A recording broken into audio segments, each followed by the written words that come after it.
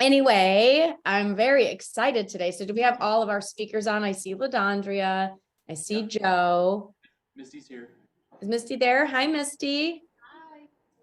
Hi. Oh, there she is. Hey, girl. All right, perfect. Well, welcome, everybody. We'll get started 11 o'clock on the dot. I am just very excited to have these amazing speakers today. And I know the real estate market's getting harder and harder. I speak to agents every single day. And what's interesting is their whole messaging right now is, or their feeling is, my business was great 2019, 2020, 2022, but all of a sudden I'm feeling this massive shift. Who's feeling a massive shift in a little bit in their business right now? Yeah, I see some heads nodding. And so it's like, uh-oh, what's happening? And so I think that, what's naturally happening is, when you think about the amount of inventory that we had in the world back in 2006, I started selling homes in 2001, but in 2006, we had 4 million homes for sale in the United States, 4 million. Can anyone guess how many homes for sale we had in 2017? Put it in the chat box. How many homes do you think that we had for sale in 2017? I want to see your guesses. Put it in the chat. Come on, let's see some guesses. There's plenty of people on here. 2 million. I see 2 million. 3.5 million. So we had 4 million in 2006. We had 1 million in 2017. And can anyone guess how many homes we have for sale in the US today? Put it in the chat box or unmute yourselves and just talk to me, people. Yes. Oh, Melissa, you've been doing your homework. I see 750, 500,000. Yeah, we have 500,000 homes for sale. So think about that. We went from 4 million homes for sale to 500,000 homes for sale. We have the same amount of agents. I mean, agents are leaving the business every day, but every day they're entering the business. So just the fact that you are all here, you are at the top 15% of agents in the world because you've made it the last 2 years. You didn't exit the business. So congratulations, you've won already. But we're getting squeezed. And so now it's time to skill up. And it's time to get better at our craft, because there are going to be agents out there, unfortunately, leaving the business. There's a lot of agents right now that went from selling 20 homes a year to 10 to 8. We're getting more and more people that, want to join teams because they're just trying to figure it out. So I'm excited for our speakers today, and hopefully they'll give you guys some ideas and opportunities to go out there and win in the game. So Brandon, who do we have up first? LaDondria. Ooh, one of my favorite people. So LaDondria, quick background. She was my client years and years ago, and I sold her townhouse. And then when we switched to from Remax to Keller Williams, we had called her, and she said, I'm getting my real estate license. And so she is a serial entrepreneur. She runs multiple businesses. She doesn't like me to say, but I'm going to say it for her. Her and her husband are seasoned investors. They probably have over 100 properties now. I think the last time I checked, it was like 90 something. Who knows? I lose track. LaDondria, she like owns half of America, and she's just amazing. So she's going to talk to us about listing presentation today.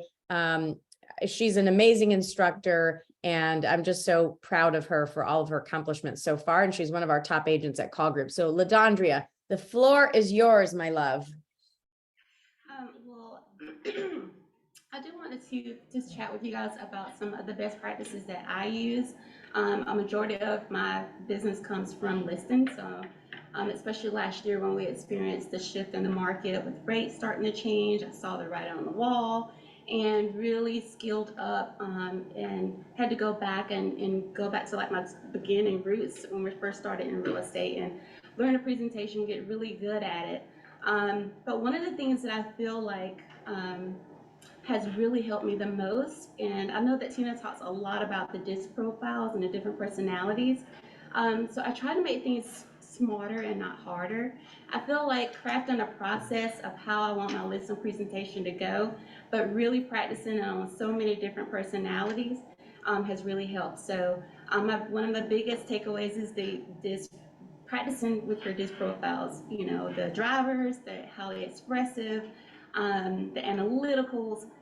Really figure out how to present your presentation to each personality style, so that you're not always reinventing the wheel. and you're always ready no matter what. So understanding that different personalities process information differently. So I know that when I'm preparing and I'm doing my pre-qual, I find out what type of personality I'm walking into. So how they're answering my questions, and I cater my presentation based upon that. I build intentional rapport. You know, rapport is one of the biggest things that you want to make a connection with your clients right out the gate. But it's not about how's the weather outside and how many dogs and cats or whatever animals, kids we have in common. It's about what's my biggest, how can I make the best connection with each person based on their personalities and what's important to them, so that they have that perceived value. And I think once they have the perception that the value that is important to them, not what I feel is valuable to them, then that's when the rapport is built. So that's my first takeaway from preparing for listening. One of the things I just mentioned on is the pre-call script. How many of you guys have done a pre-call script before going on an appointment? Got a few hands here. The pre-call script is a must-do. The pre-call script gives you so much information before showing up. Now, I know that I have gone to appointments in the very beginning. Well, I've shown up at appointments. If you've ever gone on an appointment, you had a listen appointment, you've made your calls, you got an appointment, and you just show up. How many have ever shown up and no one's home? No one's home? Got a hand out there. Tina said, yeah. Yeah. Oh, a lot of times, a lot of times. That is a horrible feeling. You've done all this preparation, you're so excited, and no one answers the door. I mean, there might be a car in the yard and still no one answers the door, and I've had that happen. That's a horrible feeling. Tell them why, LaDondra. Tell them why that typically happens. Who would be the customer that would not show up at the door? Because I saw some faces like, what? Who would do that? So tell them why. I mean, to me, it's because you didn't set the expectations. You called, you got the appointment, you just assumed you were going to get the sale. You're like, I'm great, I'm going to show up, they're going to love me. And you didn't actually have, confirmation that the appointment was going to happen. You didn't follow up. They didn't have the value over the phone call when you first made, connection with them. A lot of the times, their motivation is low, and had you known their motivation was low, then you would have known that they might have just been saying yes to get you off the phone. Mm-hmm. And I had that experience. Could it also be, I was going with this, FSBO or expireds? Don't you think those, right? Because you went on a lot of for sale by owners and expireds, yes. I did. I had a lot. I was really good with for sale by owners. It's about the connection. I'm like, oh, they wanted value, I just drip on them, call them, give them something of value, their open houses, I'm gonna follow up with you, that type of conversation. But FSBOs, they really want your information, but FSBOs and expires, if they don't perceive the value, you're never going to get them. So, they won't even entertain you when you get there. They want you to see their house. They want you to get there. They want to get your information and not use you. But all the preparation, you get there and show up and they have no intention of using you, but to take your information. I think that's a waste of time if you didn't know that motivation before you go. So the pre-call script will help you with that. For me, it's about finding out, the first thing I really want to know, especially with the ups and downs we've had in our market, is what is their perception of the market? We all watch the news, the market's tanking, the interest rates are high, there's no affordable housing. These are the taglines that the news networks are actually putting out there. But it's our job as professionals to really find out what that is and get away, take the fluff away and really give them real life, real-time information. So find out their perception of the market. You get to find out what their anticipated price is that they want. I always like to prepare a sell and net sheet. So one of the uncomfortable questions in the pre-qual is, how much do you own your home? So a lot of people are scared to up close and personal. I'm like, no, ask. You're the professional. And you want to walk in with that information so that you're trying to future pace the commission objection. You're trying to future pace what their objections could be to price. So definitely want to know what the price is, how much they own their own. Determine their level of motivation. Do they have to make a move right now? Why are they making a move? I think right now, last year, it didn't matter. They were moving because they could. They could get a bigger house with this low interest rate. Now they're actually having a life event to move, and it's our job to find out what is it. How big of a motivator is that for them to want to, hear what I have to say about price, hear what I want to say about changes to the home. I need to know so I know what I'm walking into. Their personality types, their communication style, the best way to communicate with them, the condition of the home. I want them to describe their home to me in the eyes of a buyer, like from a 1 to 5, 5 being the best, or a new home. How does your house compare? What upgrades have you done to the home? What things that you feel could either positively or negatively affect the price of the home? A lot of people don't want to tell you what's wrong with their home, but they'll tell you all the great things about it, and things that they have enjoyed. And usually that's an expressive person, so that tells me that. But at least if they can self-identify, that helps me know how collaborative they may be when it's time to make those recommendations. And once you have all that information, then I feel like I'm building a case. Because a lot of times, the sellers have that, in their mind. Well, I'm not taking less than this price. I want to justify their price, so it's like, hey, this is my negative. I have to solve it. So if I know that they're so far off on price, I want to build a case that's going to showcase why their price isn't right, or what's the price how am I going to lead them to the price they need to be to make that so that we're on the same page. So I need to find that out right up front. So in order to prepare for that, you have to know the temperature of the market that you're in. Now I'm from North Carolina, so I grew up in Clayton. So I service Johnson County, Wake County, Durham. I know the whole, a lot of in between. But, if you're meeting with someone in a market that you're not accustomed to doing business in, settings like this in our masterminds, even if you're on a team, you have other agents that are working really heavily, say in Apex or doing the Johnson County side, collaborate with them, mastermind. I like Ashley. I'll call Ashley in a heartbeat, like, what's going on in Hollis Springs? Tell me how are people winning in those.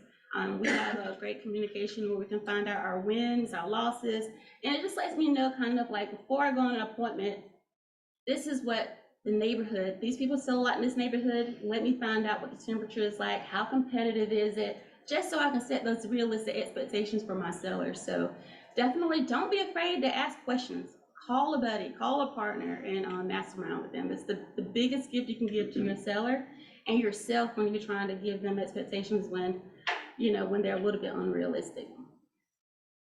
Other things that I do to prepare. How many of you read the TAR report when it comes out every month? A lot more hands.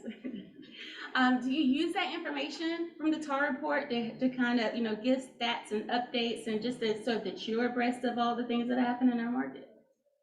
So our sellers don't have access to that information. All they have is the news, so in order for us to be the professional, we have to come and incorporate those stats and keep abreast of those stats so that we can talk about them intelligently and be the professional guiding them with that information. And I always set the tone as, I don't want to go in and force my opinions on people if I feel like I'm telling them things. I like to say that it's the market dictating this. This is what the market is telling us, and refer back to the market. The market is telling us this. Even if we get this many showings and we don't get the offers, the market is telling us this. It's not me, so that they're not mad at me saying, well, you told me. No, nope, the market is telling us this. And then I'm always going to bring it back around. Remember when we talked about this? Remember when I showed you this? I want them to come back to that so that it's easy and it's not like we haven't heard it, but yet I didn't say it for no reason in the beginning. I will always come back to the information about the market. Collaborate with the agents. One of the biggest opportunities, that I think that we have is setting the expectations for sellers, because when their house goes on the market and they've done everything you told them to do, they've done the painting, they've painted the cabinets, they've painted the walls and put all the new light fixtures up, and then their house still isn't selling, they're going to be angry, right? You told me to do this and I spent all this money and I'm not getting the showings and the activity. So I like to also pull up the competition. So when I'm preparing for a CMA, I pull up all the actives. I pull up their neighborhood, and it's not just the neighborhood. I pull up the price point. I pull up the features. Like, they're looking for 500 to 600,000 in Wake County. They don't have to be in Cary, Hollow Spring, Apex. If buyers are looking, they're probably on a broader search. So I want to see how many houses are on the market that's our competition that's very similar to ours, so that I want to look when it's about the pricing. I want them to see where we're going to fall in line and how we're going to be the clear choice and what those homes look like, so we can do an accurate comparison. Because I always want my clients to know we're going to be the clear choice. It's all about the exposure. How can I get the most eyes on your property? And one of the tools that I don't know many of us ever use is how many buyers are looking at a certain price point, and we can get that straight from the MLS. So if it comes down to it, we're differentiating on the price of what the price of home for. How many eyes are there? Are there 1,000 more eyes on this price point versus the other? I'm just trying to plead a case and state my case of why we should be at a certain price point, so that it's obvious. It's the buyers are looking at this. This is what we're seeing. This is what the market's telling us. And this is a clear picture. So I always have that to share back with them. So those, if you're not pulling the actives, pull the actives all within the price point, not just the neighborhood or just the zip code. And pull your CMA based on the original list price, and what the house sold for. So that when they're looking at it, they can see those adjustments being made. And you start creating that picture and that doubt in their mind that the price may not be, maybe my price is off. These houses have been on the market for so long now. They've done this many price reductions, and you're creating a case to justify why their price does not work, and what price it should be. It's going to be a clear choice at the end of your presentation. So you're not having, that's one objection that's going to be eliminated from that standpoint. Andrea, so what's your response when that happens, when you ask them to do the paint, the lights and everything, and then it's still not selling? Well, people, I always refer back to that buyers are only going to buy based on 3 concepts. They're going to buy on the price, the condition, and location. We know we've done the location, the condition. And if we're in a good area, then it's the location. Unless their house lines up next to a highway, or you've got power lines in the back, then it's going to be one of those cases. We know it's not going to be the condition. We've updated that. It's going to be the location. We'll know if it's that. But if it's going to be the price, it's going to be the price. So we're going to have to look and see every week. Like, if we're on the market over a week and we have slow traffic coming in, that means people aren't seeing enough value to come to us. So we're off just a hair. Typically, it may be 3 to 5%, but you're going to need to look at the CMA and activity in that market to know how far am I off on price. If these homes are moving, if they've done a price reduction, I'm going to look to see if they went under contract and they've been on the market for a while, how much did they reduce their price? Because I want to see what's the difference that's keeping people from coming to us. So, but I've had that conversation with them with the expectations of what to expect if we have slow traffic, then it's going to be one of these things. So I'm always going back on my weekly meetings to talk to them about that, which is a good segue to what I was going to say next, is that setting the expectation for sellers in a weekly meeting. You don't want them to feel like you ghosted them, because what if you don't know what's going on? You don't want to stop communication, because that's like the death. They're going to feel like you couldn't sell it. You just threw it in the MLS and hoped it sold. It doesn't work like that. So you have to set those expectations. For me, I like to, which one of the things that we just talked about this week, Tina, is setting up, once you've done your CMA and how you played your case on the price, set them up on that exact same search. So they remember those same houses that you showed them in your presentation. They see if they moved or if they haven't moved. So that it's like, hey, the market is doing this. These houses moved, this happened, and they're going to remember that, because you're going to talk to them about who's active this week, what's our competition, this is a number of showings we had, I would have liked to have seen more. These are some adjustments that we're going to need to make. So they know that every week, if it goes by weekly, that we're going to have to make adjustments. And it's so ironic that sometimes my sellers call me and they're like, is it time for a price adjustment or time, don't even say adjustment. Is it time for a price improvement? And I'm like, wow, I didn't even have to bring it up. So you want to get to that point so they have that expectation that is going to happen if we're not seeing the showings and they're not mad with me, it's the market. So you always want to have to be bringing them back to that. And lastly, one of the biggest best practices, and I think I've learned this like in my whole career of sales, is open-ended questions. I feel like as salespeople, we talk a lot. Talk. And we'll talk ourselves right out of a deal because we're not listening. And the sellers or buyers, they'll tell you everything you need to know if you're asking open-ended questions, and they're doing 90% of the talking. Because what I'm doing is listening, I'm building a case, I'm writing down what's important to them. And one of the Phil Jones questions that, we just, from the training we just went through is, after I've listened, I've prioritized, I've asked clarifying, supporting questions like, help me understand more. Explain, what does that look like?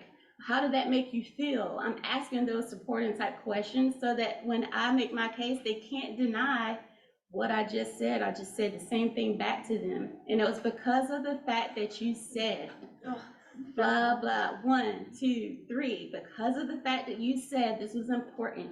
You want it to be closer to your grandkids. You want it to be here before your job starts. Whatever it is, these are the things that we're going to need to do to get your home sold and the most exposure to get you where you need to be in the time you need to be there.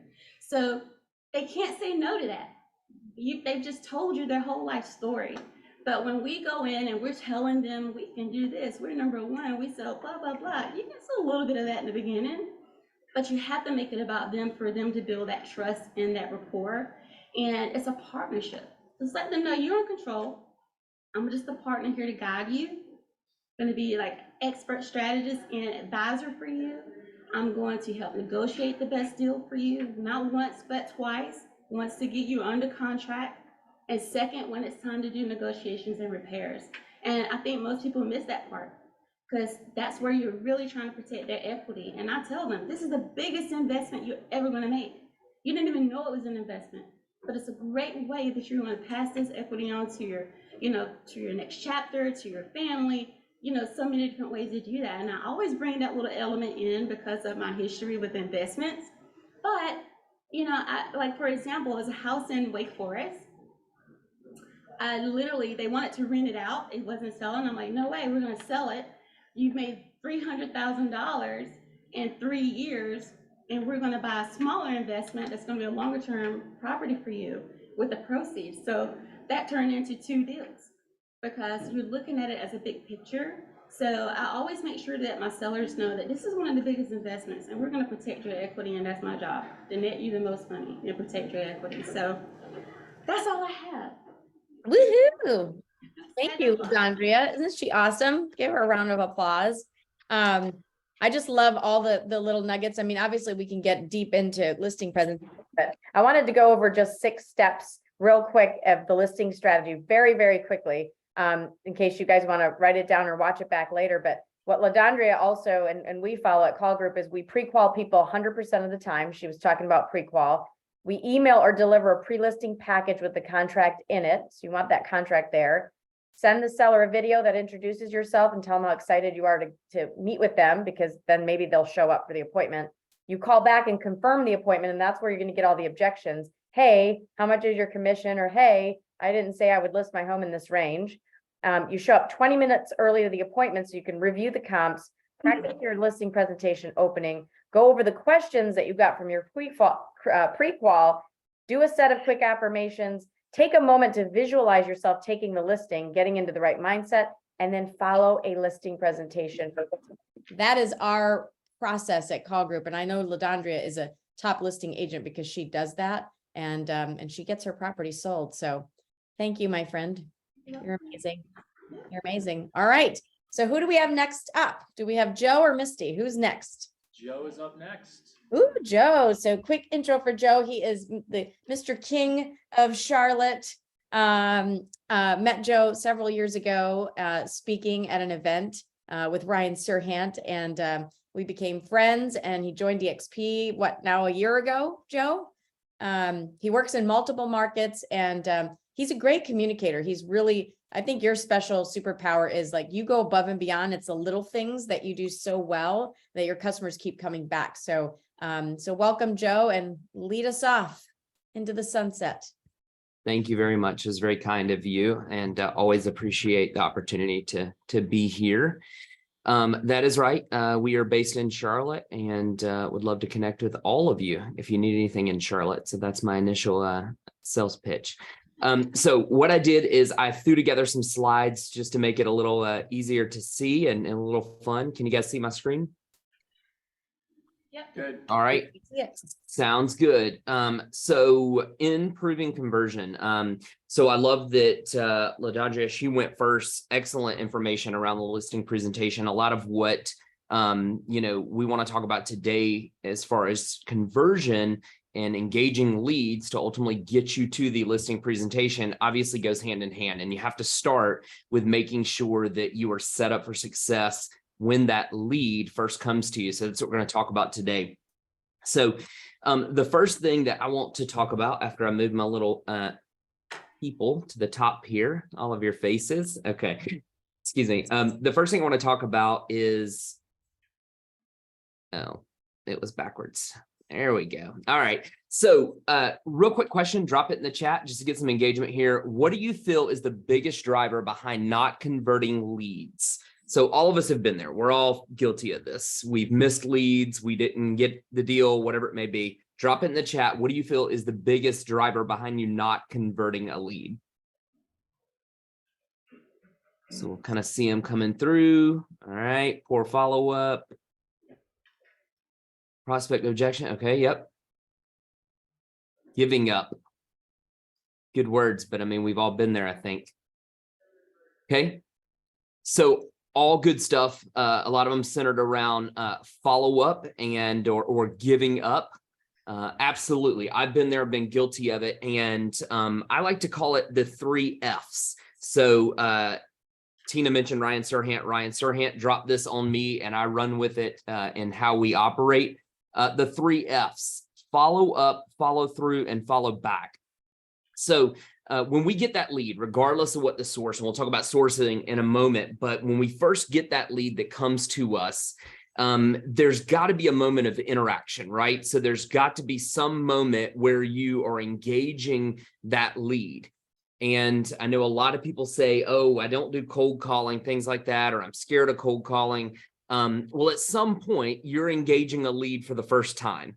Very similar to cold calling. So in many cases, at least for me, and I'm sure many of you, the first interaction with that person in a lot of cases could be a call. So you're picking up the phone and you are calling, or they called you to a lead that you do not know possibly, and you're being engaging them for the first time. So it truly is a cold lead, right?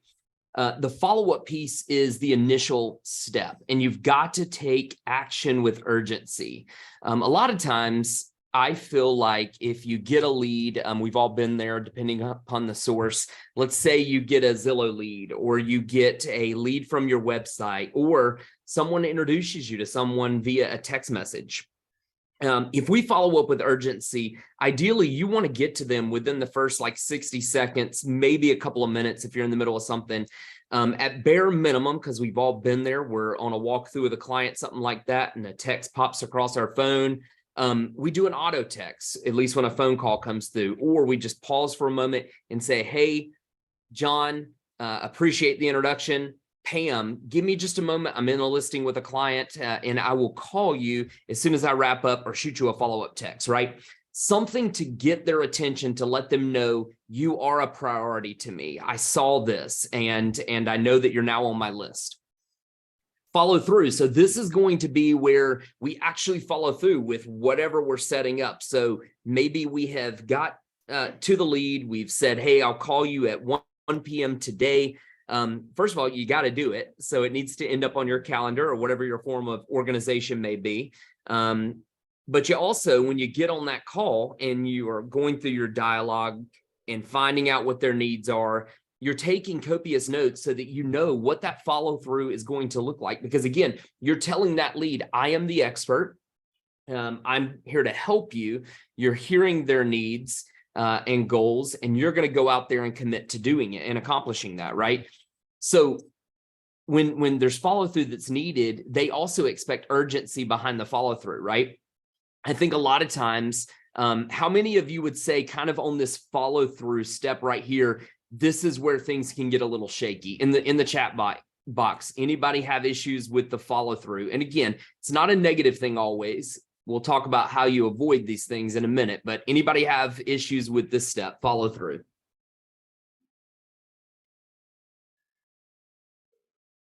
Okay, so sometimes follow through could be that we have ADD. I'm one, Tina knows this. We've had a lengthy conversation. I can have ADD sometimes, and right now I've got a computer in front of me. I've got a tablet open. I've got my phone beside me, which is on mute.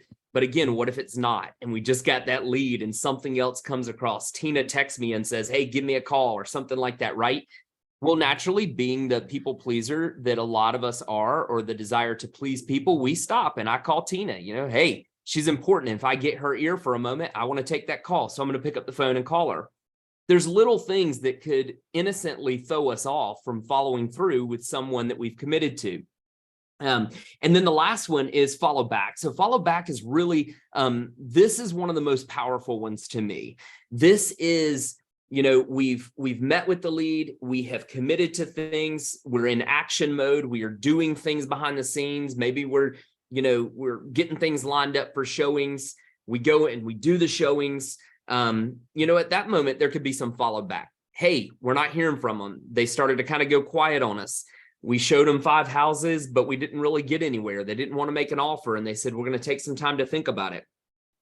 How often are you following up? Do you have some systems and processes to follow back to that conversation and to that lead to keep them interested? We'll talk in a moment about leading the witness. And what I mean by that is a lot of times people just need to be told what's next. They need to be told what to do. What's the next step in the process? Sometimes you got to kind of keep pulling them along the way.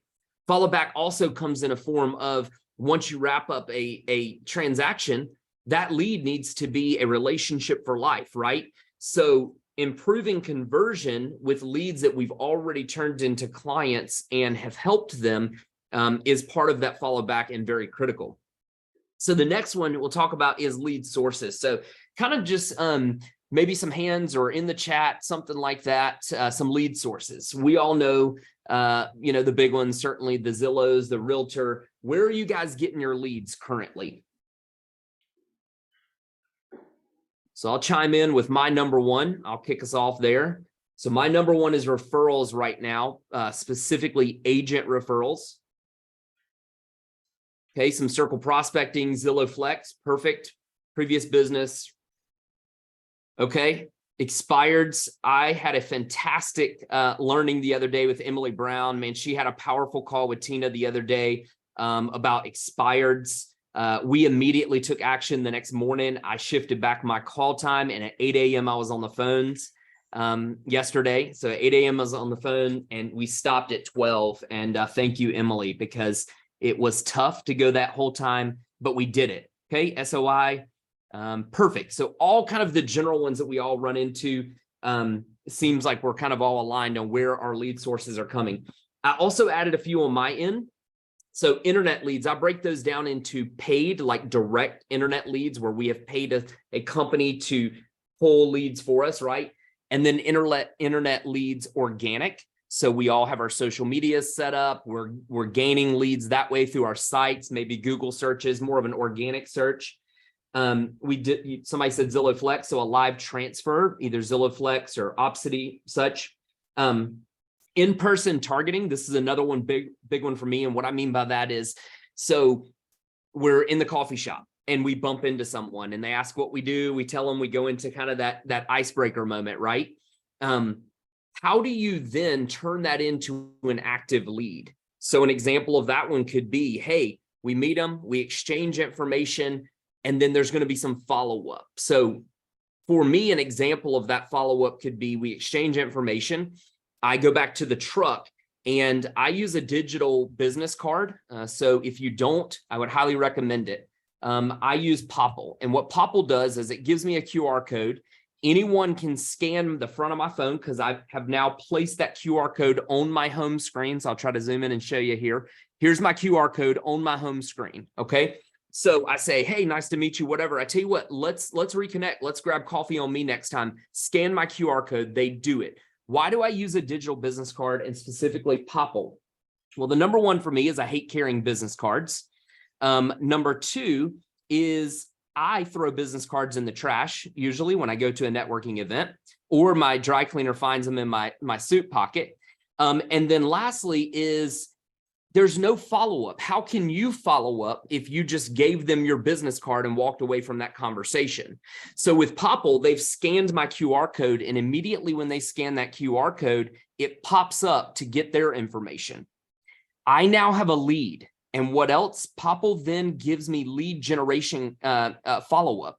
It gives me reminders. It shoots me a text. It shoots me an email. And then 5 or 6 days later, it says, hey, did you follow up with Tina Call? I can punch it and actually zoom in on the map and address of exactly where I met Tina. Okay. So you talk about lead generation. This is a very easy tool for all of you. It costs about $7 a month. And it's what I use for everything, and it works wonders. Many of you said farming or prospecting. So we'll talk about farming. Again, another example of that. Follow up, follow through, and follow back. You're going to initiate conversation with them, either walking around because you're prepping for an open house. You are targeting them with flyers or drop-offs, right? That's the initial engagement. That's going to be the follow-up. How are you getting in front of them, right? To engage in that conversation, which ultimately you hope turns into a build of a relationship. The follow-through is how are you, what are you doing for them? Have they asked for a CMA? Yeah, we're kind of thinking about it. Are you sending them that follow-up that you committed to? And then again, the follow back is how many times are you pounding on that door or calling them, as Emily Brown would be doing multiple times to blow them up. And then when they get, they finally answer the phone, or they finally answer you and say, what do you want? You're expressing the urgency and why you need to get a hold of them. So we'll talk for a moment about tools and resources. So when we think about improving conversion with our leads, conversion and improving that conversion certainly is going to take different tools and resources based on where you got the lead. We understand that. If you get a live transfer on the phone, a lot of it's kind of hot in the moment, right? You're pre-qualifying, you're asking the appropriate questions, and then you may be making plans right then that day. I know that the call group, they do Zillow Flex. Many of you have gotten that call that comes across. I see you run to your office and you take that call, and then it may be, hey, can I meet you an hour? Okay, great. You're going out there. Now, I know there's prep you're doing before then, so let's talk about those tools and resources. So if you don't mind, while I'm kind of chatting, if you'll drop in the chat some tools and resources that are important to you to properly convert leads, I'd love to see that come across the chat. Initially, something that comes to mind to me, and it's going to be one of the most powerful one, is scripts. So scripts is a tool and resource. If you're not practicing scripts, then you may not necessarily be prepared for what's going to be thrown at you in the moment, because we all know lead conversations can go a million different ways, right? And so scripts would be good. Market research. So in making sure you know your data when the reports come across, knowing what that data looks like, the most recent, latest, and greatest, so that you can respond to those questions. How's the market? MLS. So what are you getting from your MLS? Email, text. I put CRM, business partners, and social media. Okay. So I'm gonna go back to CRM. So this, I would say, is probably one of the biggest missed opportunities. We're all guilty. We hate our CRMs. We don't want to put in the work to get it prepared so that the triggers are in place, so that the automations happen and all that kind of stuff, right? So if you're not putting up in the work on the front end to get your CRM set up, that's where most people end up saying, I hate a CRM, or they just don't use it, right? For those of you who are with EXP and leverage KV Core, if you're a new agent, it's a free resource. Or if you're on a team and they provide a different CRM, you may have the automation set up for you already. You may also have an accountability partner that is working that CRM to provide you feedback or throw you updates. You need to update something. Your CRM can be one of your most powerful ways to make sure that you're converting a lead, because if the lead is hearing from you often, they're going to remember you, right? This Tina lady, man, she's always on me. She's always checking in with me. It keeps them engaged and leading them to the water, to where they take action. But B, it makes it to where all those other people, the agents that are giving up after that first text message or that first email, they kind of go to the wayside, and you're all that they hear about or hear from, right? If you don't do well with your CRM, then you've got to have something else in place. I know some people that put their contacts, their leads on their calendar. I use a calendar religiously. I don't use it for leads unless it's like an actual appointment, but they will get a lead regardless of the source, and then they will go and set a calendar tap to do the follow up and follow through and all that kind of stuff. Whatever works best for you, as long as you're actually going to use it, I would recommend using it. So the next thing I want to talk about is leading the witness. I kind of mentioned this earlier, and I'm trying to stay on track with time. So Brandon or Tina, interrupt me if I'm slowing down too much, but leading the witness. So kind of this one is important for me, because what we're talking about here is, oftentimes just kind of a show of hands or through the chat or something. How many of you, we'll do a show of hands, how many of you have gotten in front of a lead, regardless of the source, and they're kind of like deer in the headlights? They're clueless, right? They have no clue where to start the process. Many times it's first-time home buyers, right? The lead is kind of relying on you to be the person that tells them what to do. Surprisingly, whether it's a first-time home buyer or somebody that's bought and sold multiple houses, I find this to be the case in a lot of cases. They're wanting you to be the one that is telling them exactly what to do next, right? So for me, automations become very important here. So as we're engaging with leads, and I kind of talked about automations a moment ago in the CRM conversation, but if you've already done the initial engagement, you feel confident about this lead, they're going to be your client, you're going to convert them into a client, you start amping up automations. Those automations are going to change over time. Certainly, they're going from more of a generic engagement opportunity to more of it could be a system, it could be processes, next steps, keeping them aligned with a checklist. I know some people do. But those automations are going to help you, in addition to very intentional engagement that you're having with those leads, to keep them flowing and keep them engaged with the process. Scripting. So how do we build our confidence? Earlier, I mentioned scripts. And one of the things that is most important that you can do in converting leads more frequently is confidence, and making sure that when you are engaging that lead, are they seeing you as the subject matter expert from the time that you first get on the phone with them to the time you actually get them to a client and into a deal, right? How we build confidence, at least for me, and I'm sure many of you on the call, is through knowing our stuff. We talked about data, but also scripting. How often are you practicing those scripts? I've listed a couple of my favorite sources for scripting here. I know, Tina, you guys at the call group, you use the script manual, I believe is what you call it, the script guide. Many of those scripts may have been built through pieces of Mike Ferry, because I know that has a big influence on y'all's business. Ricky Carruth, if you do not know who Ricky Carruth is, he offers free coaching and such on YouTube. I think it's an excellent source for scripting and really just keeping it real with people. He does a lot around authenticity, and just how you're talking to people can change the outcome and the conversion rate of that lead. And then the last thing I was going to say here is Glover University, or Jeff Glover, if you know him, offers tremendous amount of resources.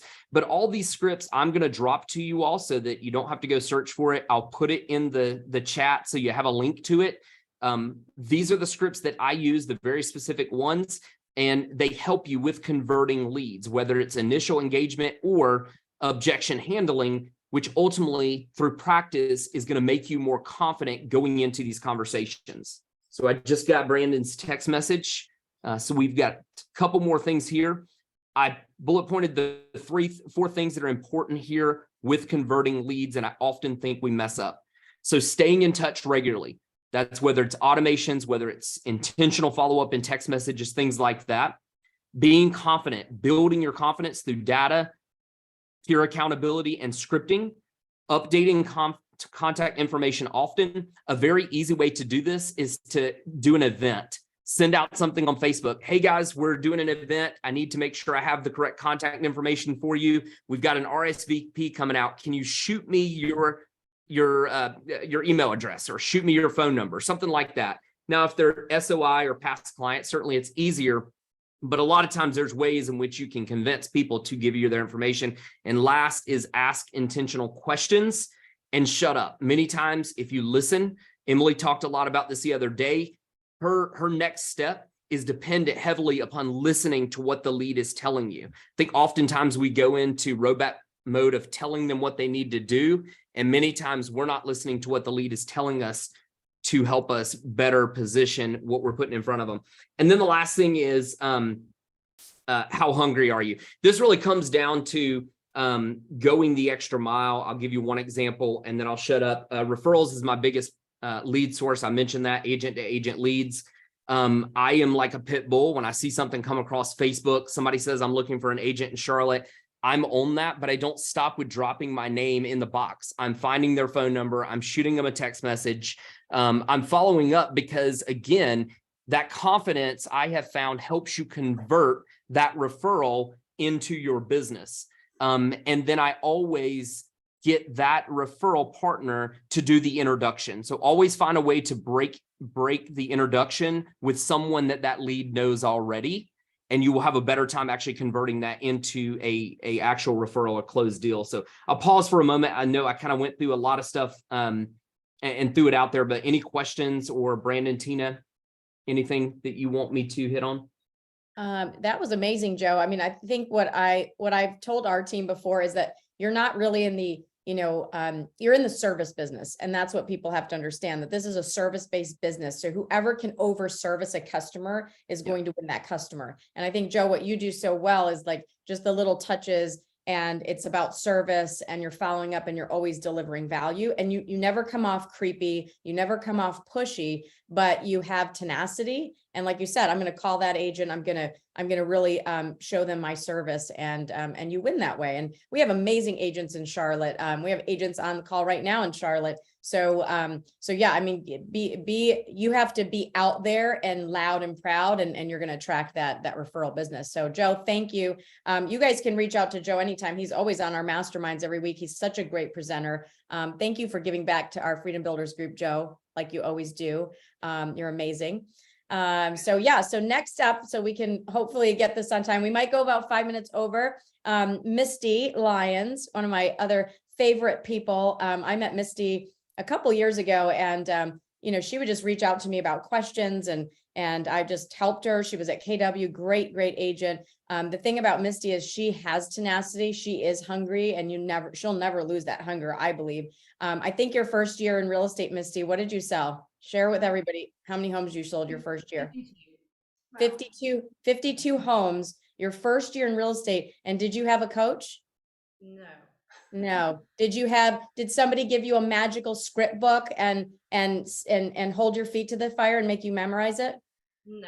No. So did somebody like give you some secret potion or some secret lead source that was like falling in your lap? Not at all.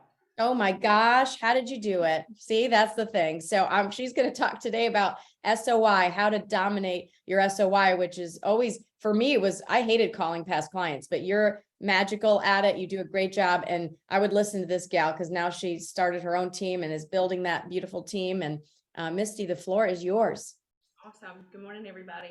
It's kind of funny. We had the same conversation on the way up here, Alexis and I, one of the agents from our team. There is no magic potion for working your SOI.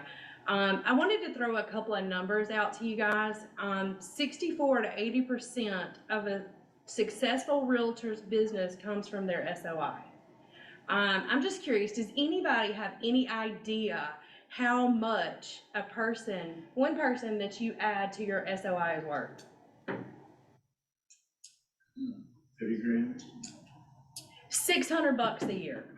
That's what each person is worth.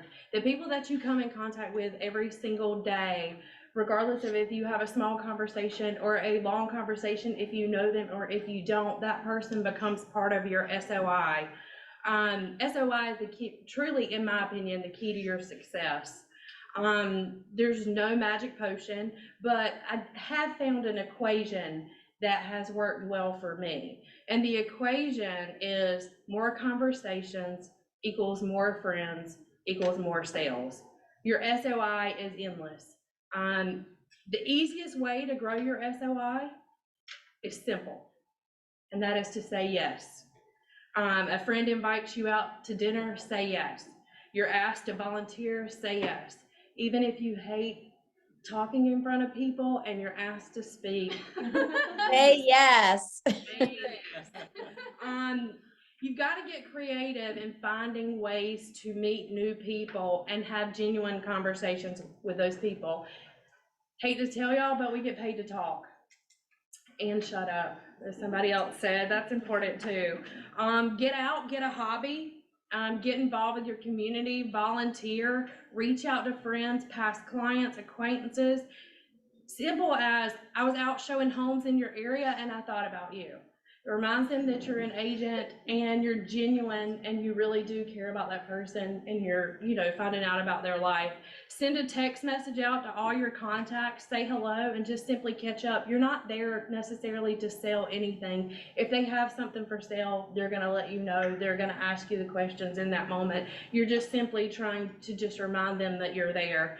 And better than a text, send them a video. Send them a video just to say hi and, how are they doing, and just allow them to see your face. Another thing that I want to talk about that's really important, because it was hard for me when I got into real estate. Not everybody who is your friend and your family is going to be willing to work with you. However, there are some things that you can do to improve that as you learn, as you grow. And being a professional who is proven in consistency, dependability, you have a proven track record, and you're great in communication, those people will begin to trust you and they'll begin to come to you as, their advisor with real estate. And that takes time. As I said, there's no magic potion. You just got to get out there and meet and talk to anybody and everybody. I know if I'm at the gas station, these girls will tell you, everybody hates to go somewhere with me because we just talk to random people, and we have those conversations with them, whether it's at a gas pump or wherever it is. We just talk, and that's how we have done a really good job of expanding our clients and our business. That's all I got. As simple as that. Yes, ma'am. That is awesome. So go back to, when you did first start in real estate, because again, 54 homes your first year, there's got to be a system too of, you're calling your sphere, you're reaching out to people, but what did your day-to-day look like, Misty? Because I think a lot of new agents are like, their mind is blown. They're like, how could she sell 54 homes? Does she know that many people? Did all of her SOI, buy a home from her, or was there anything else that she did? Talk about your discipline and like starting out in the business, because most people do start with SOI and then they add in other lead sources. So talk about that. What did that look like that first year from your day-to-day?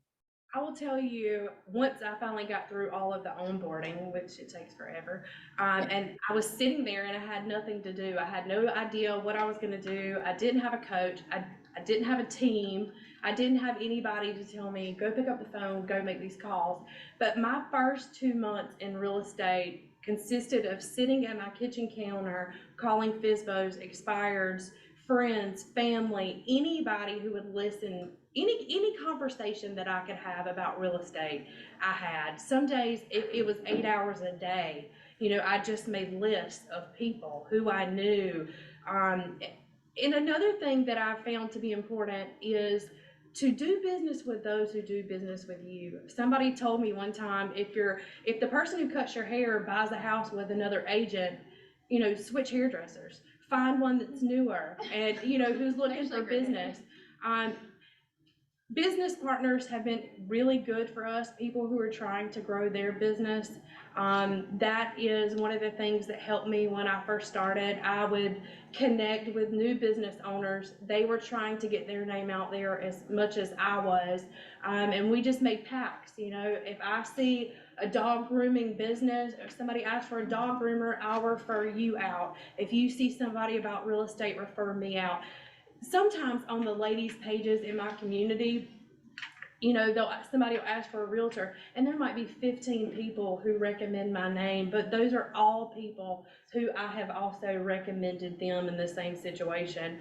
I think as a new agent, getting on the phone and calling people, sometimes it feels like it's a waste of time, but that is truly how I built my business, was just sitting down and calling anybody who, you know, would listen. You know, it was never about, hey, let me buy, help you sell your house. It was, hey, how are you? What have you been up to? How have things been for you? Because of course, as soon as I ask them, they're gonna turn around and ask me the same question. I know posting on social media is not enough. People who are very close to me, you know, I see them posting on, you know, a ladies group, I'm looking to buy a house. And I'm like, I'm right here. We're friends, you know me, we've known each other forever, but they do forget. And so you do have to remind those people. So talk about that too, Misty, because when I met you, I mean, you weren't big on social media, correct? Well, I wasn't, not at all. No, I was going to say, I don't think you were some social media queen by any means. I didn't have social media for 8 years. That's what I'm saying. No social. So you're talking about no social media, which I think to me is such a, it's such a falsehood right now to when a lot of agents are like, just do all social media and you're going to sell all these homes. To a point, right? I mean, I look at social media as, like you said, it's a business card. It's when they go to social media, they will find you. How are you presenting on social media? Because the first thing I look at, are they partying all day? Or are they actually selling homes? But you have done this without social media. Did you even use a CRM? No. No. Not at all. So I didn't know what a CRM was. Exactly. So, and I laugh because I'll show everybody, I use this little box, and it was like my January through December, my little note cards with my leads. And this is what I built $1 million business on. And we laugh all the time. I was not a CRM person, but I was like Misty. It was the same thing. You go to the gas station, you just start talking to people naturally, that's going to come up in conversation, and people start with, how's the market? Well, it depends. Are you looking to buy, sell, or invest? Or, have you ever diversified? And I used to hate making SOI calls. I'll be honest. I'd rather call an expired or a FSBO than call people and feel like I'm bugging them. So I think it's funny how you built your whole business on that. And I'm like completely expired FSBO and people I don't know. But you didn't have all the fancy tools. Fun. I mean, they should be fun. You're not selling anything. You are just making a connection. That's it. That's it. And you're doing it every day with tenacity. That's even the difference. Today, I still try to at least call 1 or 2 past clients a day. I try to at least reach out to one friend I haven't talked to, because I've been so busy. I do try to make an effort to do that every day. I love it. Andre had a question here. Yeah, go ahead. What are the questions? So I wanted to know, like, when you say that you strike up a conversation with anyone anywhere. So when someone asks you, like, how's real estate? What is your response? How do you get them to find out why they're asking about how's real estate? What do you say? When they ask me about like my business, Yeah, so I say, how's the market? Or, like, how do you, You're at the gas pump. Yeah, you're at the gas pump, and someone asks you, or they know you, and you say, they ask you, how's the market? How's work going? I would set an appointment with them to be able to sit down and find a time to, get my ducks in a row and be able to provide them with valuable information. So I would try to set an appointment with them, get them to come by our office, or either me go by their home. And I really want to get in front of them, especially, once it crosses, the line and we're really talking real estate and they want to know details. I try to set an appointment to be able to have that one-on-one time with them to see what their needs are and why they're asking. Yeah, because I think sometimes people ask just out of pure conversation, how's the market? They just think that's what you do and you can talk about it. But I think you're right, Misty. It's not letting go of that lead, just like Joe said. It's like that follow-up. Like a lot of times we have all these conversations with people we pass in the crowds or wherever we are, and we just don't have a system of following up. And I love how Joe had his little QR code, and very intentional. Everything's very intentional. So whenever you see another human out in public, that is a lead. and leads are running all around us. This actually proves the point. Leads are everywhere because people go, I want leads, I want leads, I want leads. Well, they're everywhere. They're in front of you. And Misty proves that because again, 54 homes your first year without lead sources, without a coach, without scripts, just being Misty, good old Misty. And that's a lot of success. Now, Misty, do you have lead sources now that you call? Like actually buy leads or do any of that as your team grows? I do for my team, but I don't take any of those leads. I just continue. I am still in production, but it is with my past clients and past client referrals. I love that. I love that. And Tiffany, why don't you close us out with the last question? Go ahead. Okay, this has been plaguing my mind for a while. When you are walking up to someone at the gas station or the grocery store, what do you say to them that will initiate a conversation that's long enough to segue into mentioning real estate or getting their information? Because I've thought about just randomly walking up to people and saying, hi, I'm in real estate. Can I help you with anything? But I don't want to be weird. So it just really depends. If I'm standing at the gas pump and I look around and I see somebody and they look sad, I may peek around and I may say, oh, are you having a bad day? Is something wrong? Is there, let me think. I'm trying to think of a situation. It's kind of hard on the spot. Or if I see them and they're smiling, I may turn around, look at them and oh, you're having a good day. I need some of that energy. And I just try to keep the conversation going with them. And typically, I'll tell you the God's honest truth. One of my famous lines is, you look so familiar. How do I know you? And I try to figure out where they work, what they do, who they are, who they know, because sometimes I can make a connection with them based on someone that they know that I know, especially in my area.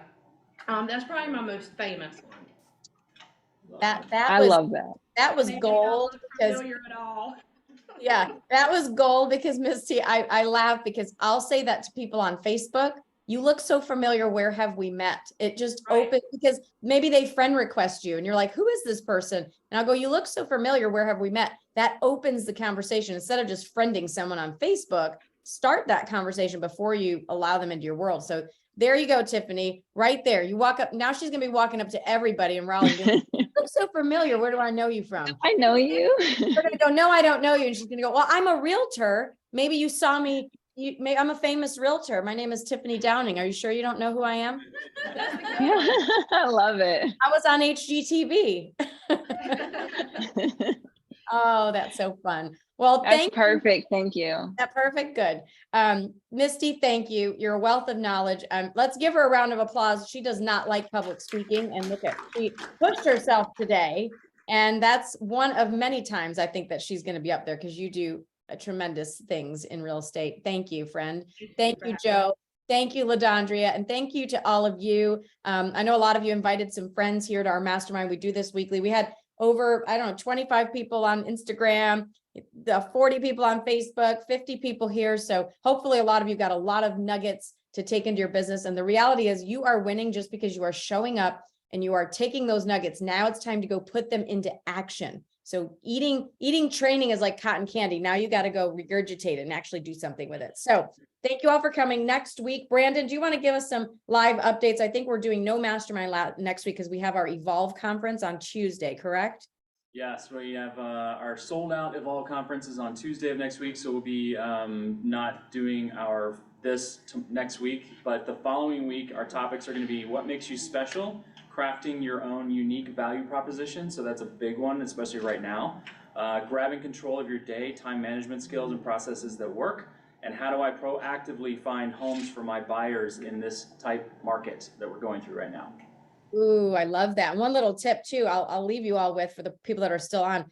Finding homes for your buyers. I just heard from one of our California partners on our mastermind. They are writing backup offers for almost everything that's pending that their buyers missed out on. And one of the guys said he's getting like 2 and 5 that he writes because people are dropping out of offers so fast now, depending on, the situation. So just know that that's another great way to prospect for your buyers. The actual pending properties, go write backup offers for them. So pretty cool nugget, huh? Yeah. Mhm. Yeah. Thank you. All right, guys. Hey, Tina, Oh, yeah, go ahead. may I throw an offer out to the call? I recently next week, those of you who are not going to evolve, so now I can say it because all your tickets are sold. I don't want to mess up your spot, Tina, but if you're not going to evolve and you are a team leader, I had extended a free ticket to Fort Lauderdale next weekend to Glover University's Lead Up event. And the person backed out due to some unforeseen issues. I will give that ticket to a team leader on the call that is ready and able next week. It is May 1st through the 3rd. I know it's short notice, sorry guys, but Misty, if you're you able to should go, shoot me a note. And the ticket is yours. The ticket is the conference ticket, so that is free. And Okay. that is a fantastic event. In fact, Joe and I were going to go, and I was like, shoot, we have our Evolve event. And I was going to try to even make it happen, but it wasn't. It happening. wasn't you that I was talking about. Oh, I know. It wasn't No, me. I'm teasing. Yeah. He was like, he had the free ticket, but I wish I could have Yeah. used it. So yes, please, if you guys are interested, go. Misty, you should go. It's all about running a team. So, I'm gonna be at Evolve. oh, you're going to be at Evolve. That's right. That's right. Well, that's all right. We'll get it out to someone, but thank you all. You're amazing. Thank you for showing up for yourselves first and for our mastermind group. Love y'all. Bye. Bye.